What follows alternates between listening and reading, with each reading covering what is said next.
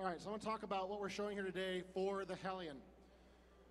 So we got a new transformation for the Hellion that lets it go into this battle mode where he's a lot slower and he's a lot tougher. And what this does is it allows the Hellion to withstand a lot of this late game Zealot Archon attacks that right now they have to kite like crazy to deal with. And maybe more importantly, it really allows them to be an end game fighter in those scenarios where there's just a lot of splash on the battlefield. If there's a lot of Colossus in play, if there's any number of siege tanks in play, you can bet that your Hellions aren't going to survive that first blast as they close to engage. So the Hellion right now is relegated absolutely to that sort of early to mid-game Raider and Harasser, and only in very special players can get the ability to make this a really massable unit for end-game battles. So I'm going to show you what this transformation looks like. I think our artist did a pretty good job on it.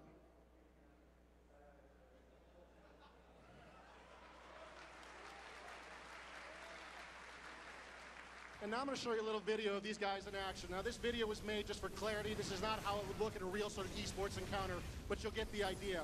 Here you can see the Terran players trying to sort of get away. He's kiting, not real well, but reasonably well against these Zealots. He just can't stand up to this kind of firepower.